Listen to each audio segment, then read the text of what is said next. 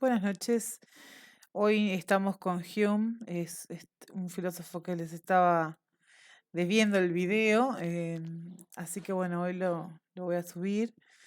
Este video intenta hacer una síntesis muy acotada de la teoría del conocimiento de Hume, de algunas, sobre todo de algunos fragmentos que hemos analizado en nuestros encuentros por Zoom y de los conceptos más importantes para poder comprender cómo conocemos para Hume, ¿sí? Nosotros comenzamos, bueno, presentando un poco la noción de empirismo que es quien sostiene de alguna manera y en donde marcamos a Hume, así como a Descartes lo vamos a enmarcar en el racionalismo, a Hume lo marcamos en el empirismo. El empirismo es una corriente filosófica, ¿sí? Que se desarrolló sobre todo digamos, en las islas británicas, en la modernidad, ¿sí? Y el empirismo va a sostener, pero con mucha fuerza, que la posibilidad de conocer está en la experiencia y que la razón no es esa herramienta para conocer omnipotente en la que se había creído todo este tiempo y de hecho que los racionalistas van a afirmar. Pero sobre todo ustedes recuerden que la razón ocupa un papel muy importante a la hora de conocer y por mucho tiempo se la ha puesto como un lugar de primacía, ¿no? Ya sea en la distinción de los animales y los hombres, ya sea en la herramienta más segura o fiable para conocer. Y los empiristas van a venir a movilizar mucho del ambiente intelectual, sosteniendo que en realidad en el proceso de conocimiento son los sentidos, es la experiencia quien va a jugar un rol fundamental para poder conocer. ¿Sí? Hay algunas características comunes entre estos filósofos empiristas: la supremacía de la experiencia como criterio de verdad, la negación de ideas innatas, es decir, adquiridas antes de haber experimentado algo, ¿sí? Por ejemplo, como hablamos con el tema de los racionalistas, que los vamos a tratar después, los conceptos y demás. ¿Cómo llegamos a comprender las ideas en el mundo del pensamiento o de lo abstracto? ¿No? Bueno, los empiristas van a hablar de ideas a posteriori, es decir, ideas que surgen posteriormente a haber experimentado las diferentes circunstancias que nos rodean. Hay para los empiristas un fuerte respaldo en todo lo que son las ciencias experimentales como un modelo, ¿no? De observación y de aplicación. Pero bueno, Hume, precisamente basándose en esta visión tan fuerte, tan fundamentada y tan innovadora para ese momento, de que la experiencia era digamos, el límite, el origen por el que conocíamos, va a escribir una obra que nosotros abordamos, se llama Investigación sobre el entendimiento humano, y va a intentar demostrarnos y hacernos comprender cómo conocemos nosotros desde su mirada. Para Hume, lo primero que vamos a conocer son las percepciones. Las percepciones son esos datos que nos van a llegar, ¿sí? Desde lo que captamos sensorialmente. Ahora, las percepciones se las va a clasificar en diferentes tipos. Nosotros las vamos a clasificar las percepciones en tres tipos. En primer lugar, nosotros clasificamos a las percepciones según su vivacidad, como encuentran ustedes allí en el PowerPoint. ¿Sí? Su vivacidad, ¿qué significa? Es decir, con la fuerza que éstas llegan. Y volviendo para atrás, los invito a leer un pedacito del texto de Hume, en donde él empieza aclarando justamente esta diferencia que hace que las percepciones sean diferentes y se distingan según la fuerza con que nos llega a nosotros, ¿sí? Todo el mundo admitirá sin reparos, dice Hume, que hay una diferencia considerable entre las percepciones de la mente cuando un hombre siente el dolor que produce el calor excesivo o el placer que proporciona un calor moderado, y cuando posteriormente evoca en la mente esta sensación o la anticipa en su imaginación. No es lo mismo, poníamos muchas veces este ejemplo en los encuentros de Zoom, comer una manzana, sentir su sabor, sentir su aroma, su textura, ver su color, ¿sí? Utilizar todos los sentidos para poder captar esa experiencia en vivo, fuerte, intensa, en contacto directo con los sentidos. Hay que recordar cuando me dé hambre a las 2 horas que me comí una manzana. ¿Cómo era esa manzana? ¿Qué sabor tenía la manzana? Si era arenosa, si era jugosa, si era verde, si era roja, si era amarilla, si está... Bueno, en fin. Una cosa es la experiencia en contacto directo con los sentidos, que se capta de manera fuerte, intensa. A eso le denominamos impresiones. Y otra cosa es el recuerdo de esas impresiones que yo tuve. A ese recuerdo de lo que experimenté, a ese recuerdo que viene a mi memoria, ¿sí? Que yo recurro a él, le denominamos ideas, ¿sí?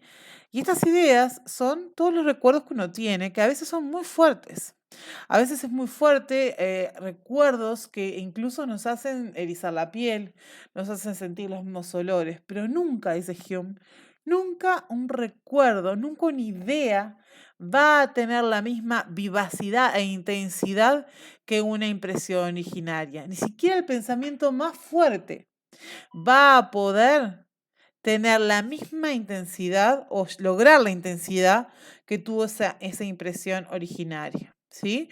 Y eso es muy importante y es un punto que hay que tener muy claro para poder comprender justamente el rol fundamental que le da Hume a ese contacto directo que tenemos con nuestros sentidos a la hora de experimentar, a la hora de conocer, ¿sí? Bien, otro tipo de clasificación que va a hacer Hume va a ser según su procedencia en sensación y reflexión. ¿Qué significa esto? ¿De dónde vienen mis percepciones? ¿Cómo las capto? ¿Del contacto directo con los sentidos, es decir, de la sensación? ¿O del contacto indirecto con los sentidos del recuerdo, de la memoria, de la intelectualización, es decir, del plano de la reflexión? Las ideas, por supuesto, que van a venir desde el lugar de la reflexión, porque allí es donde las guardo, ¿verdad? Ahora, las percepciones, que son impresiones, van a venir de la sensación, porque una impresión siempre va a tener un contacto directo con los sentidos. Siempre vamos a hablar de que son fuertes, de que son vivaces, de que son intensas, ¿sí? La composición, sin embargo, habla de otra cuestión y es otro tipo de forma de clasificar las percepciones. Las percepciones pueden ser simples o complejas. Podemos tener percepciones simples, es decir, que no se logran descomponer, son indivisibles de alguna manera, y percepciones complejas que están formadas por dos o más percepciones. Para ir pudiendo trabajar estos puntos paso a paso y que no los enloquezca con tanto contenido, lo que yo hice fue ir como a una manera dividiendo estas tres clasificaciones para poder explicarlo mejor. Pasamos a la primera parte, como yo les decía, las impresiones son fuertes, son sensaciones inmediatas, se encuentran en contacto directo con los sentidos y son quien permiten el origen de las ideas. Las ideas se fundamentan en mis impresiones. Si yo no tuviera impresiones, no podría tener ideas. Ahora, eso lo vamos a discutir más adelante. ¿Realmente no podemos analizar? Bueno, vamos a discutirlo más adelante. Yo acá les pongo una imagen en realidad que ejemplifica que no es lo mismo comer la manzana, verla, tocarla, que recordar la manzana.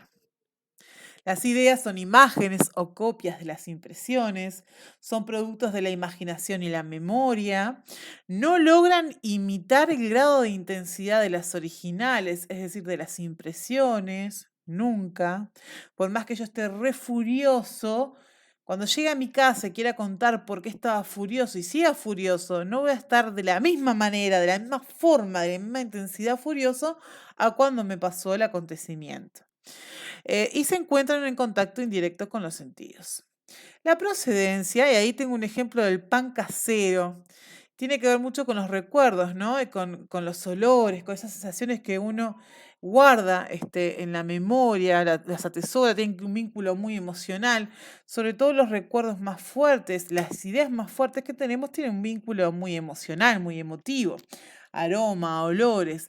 No es lo mismo sentir el olor al pan casero cuando abro la puerta de la casa de mi abuela a recordar cuando yo abría la casa de mi abuela, la puerta, y me encontraba con ese olorcito a pan casero recién sacado del horno.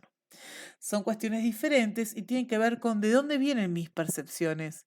Esa percepción que yo tengo en mi mente viene de la reflexión, y esa percepción que yo voy a tener en mí, penetrándome por mis sentidos, haciéndome sentir en el momento, va a ser de sensación cuando de hecho abro la puerta de la casa de mi abuela, mi madre, quien fuere. ¿Sí?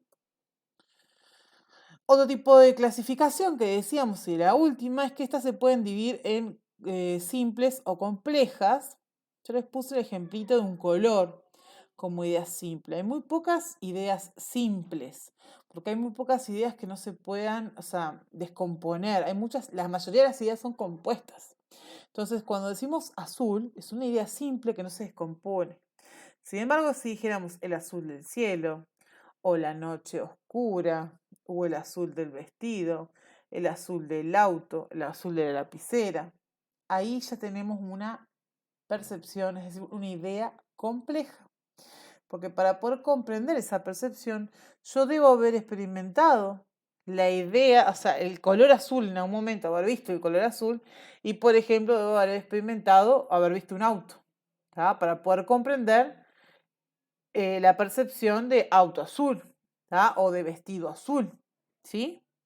Las ideas complejas, sin embargo, se componen de dos o más percepciones y son las que permiten volar la imaginación, ¿tá? Son las a las que más recurrimos, ¿tá? Son quienes y gracias a quienes existen todo lo que podemos hablar nosotros como libros, fantasías, mitos y demás. Los mundos más inimaginarios se pueden formar gracias a las ideas complejas.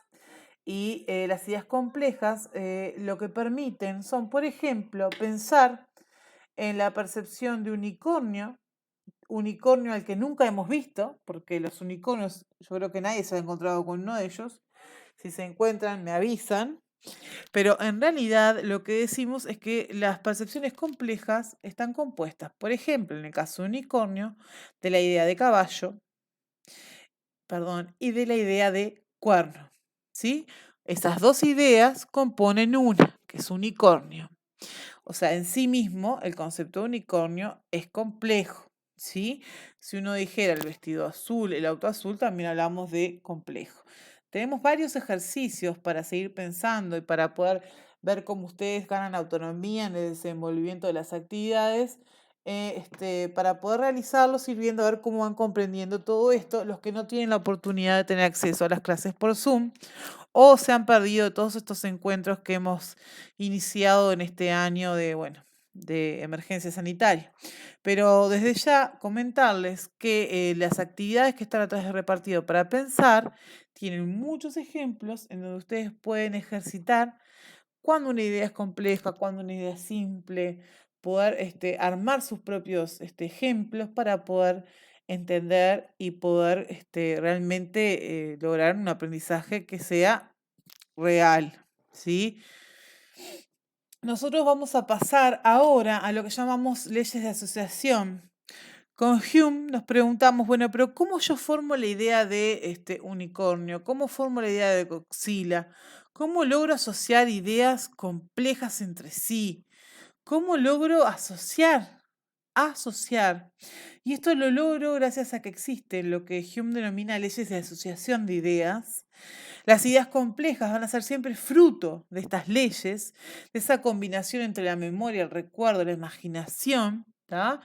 Y la unión fantasiosa de impresiones simples que realiza la imaginación como una herramienta fundamental para poder conocer.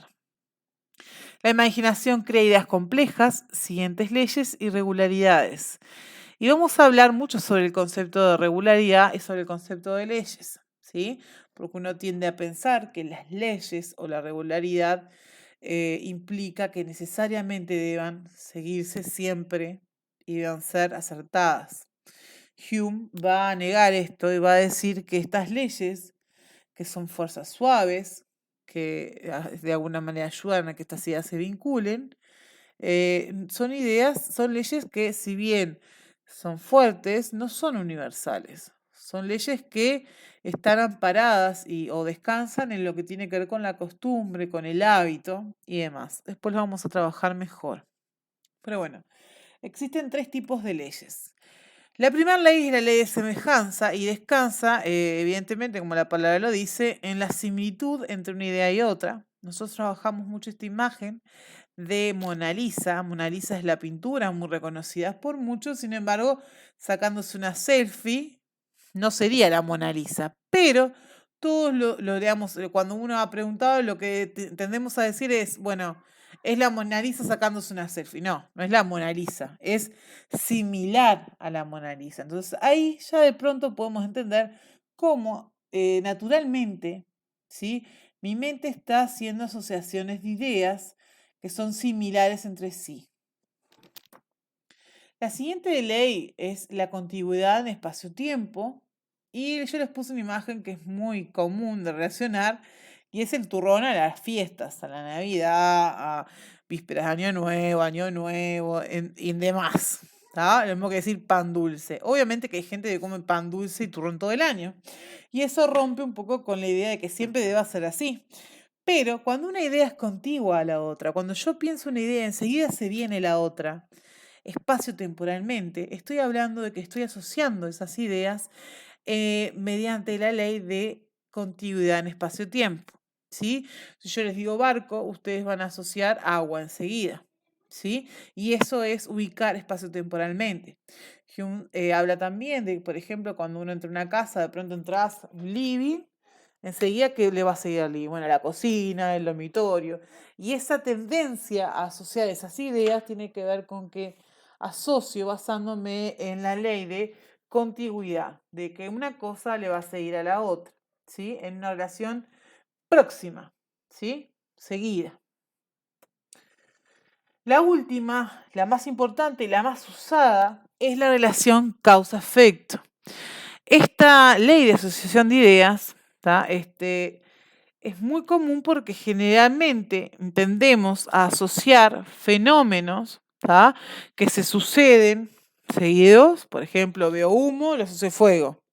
Quizá de pronto este efecto, que sea el humo, no sea por la misma causa todas las veces. Sin embargo, nuestra mente tiende a utilizar esta ley y a asociar rápidamente, muchas veces sin previo juicio, sin previo examen, sin previa crítica. Entonces caemos en errores, ¿no? Como pensar, por ejemplo, siento una sirena y pienso que es una ambulancia. De pronto es alguien que salió con una sirena a la camioneta de fiesta, o siento un sonido de freno y digo accidente. De pronto es alguien que está probando los frenos de una moto, no sé. En este caso de la imagen, lo mismo. Uno ve fuego, piensa incendio. Puede ser que estén quemando llantas o quemando pasto o lo que fuere. Pero siempre tendemos a vincular estas ideas basándonos en el simple hecho de, digamos, de ser avalado por la costumbre. Y la costumbre o el hábito nos puede jugar muy malas pasadas porque acá no hay ninguna conexión necesaria de que siempre deba darse tales efectos ante tales causas. Acá lo único que hay es una relación en donde uno tiende a pensar y a basarse, ¿no? Proyectando o esperando, generando expectativas de que estos hechos próximos, futuros, se dan de esta manera y lo único que lo hace que se dé es la costumbre o el hábito, ¿sí? Bueno, con esto los voy dejando con la presentación de Hume. Es mucho contenido, mucho concepto, pero básicamente Hume viene a incorporar algo que tiene que ver con justamente la sensibilidad, la utilización de los sentidos a la hora de conocer, la percepción, cómo percibimos. Y en estos tiempos nos hemos cuestionado mucho sobre cómo conocemos, qué es lo que estamos conociendo, cómo estamos percibiendo esta realidad que estamos viviendo hoy en día, ¿no? Los invito a que piensen esta pregunta para poder abordar la propuesta de trabajo que les he planteado y seguir con nuestro siguiente autor. Que pasen bien.